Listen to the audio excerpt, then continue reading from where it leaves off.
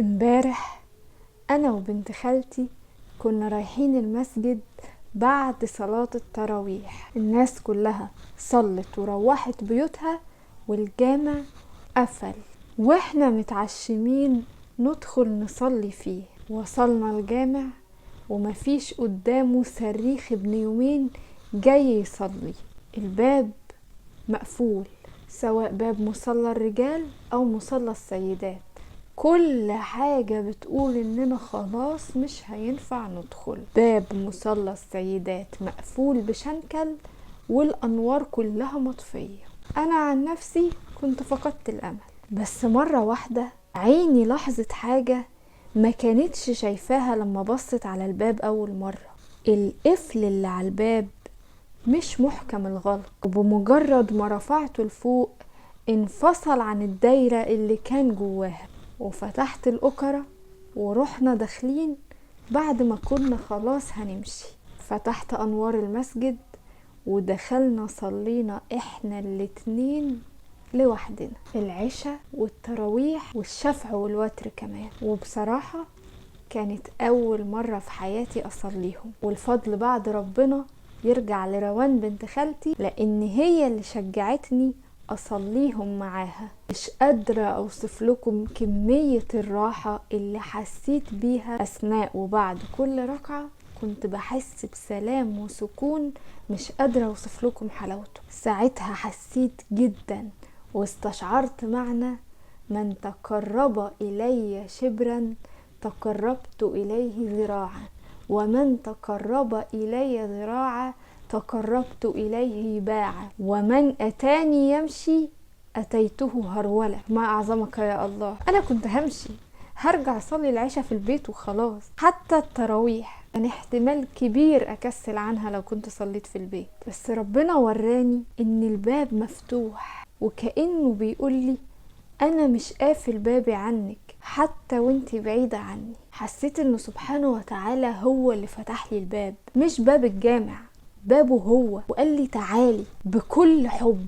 حسيت بالراحة وسبحانه بيجري على لساني في كل سجدة الأدعية اللي نفسي إنها تتحقق، وكأنه كاتب لها إنها تتحقق.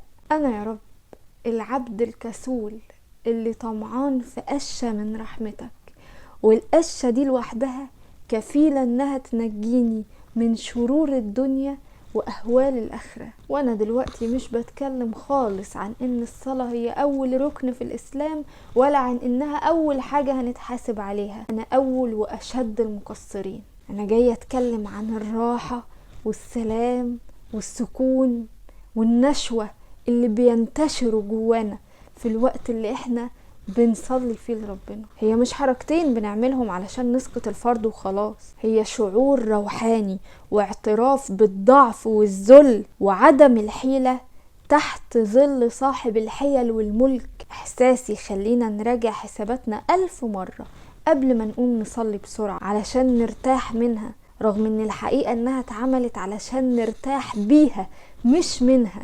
وزي ما كان الصحابة ايام رسولنا الكريم محمد صلى الله عليه وسلم بيقولوا لبلال المؤذن بتاعه ارحنا بها يا بلال، اذن بقى يا بلال وخلينا نرتاح. وكأن بلال هو اللي في ايده مواعيد الاذان والصلاة، ما هو مستنيها زيكم بالظبط.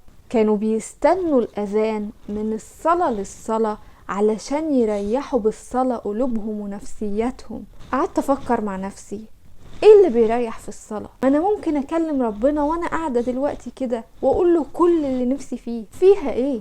ليه لازم اقوم اتوضى وافرش سجادتي واستتر وامارس طقوس الصلاة علشان اكلم ربنا وارتاح، مع اني ممكن اكلمه وانا قاعدة في مكاني دلوقتي؟ لقيت مخي بيرد عليا رد في منتهى الاعجاز.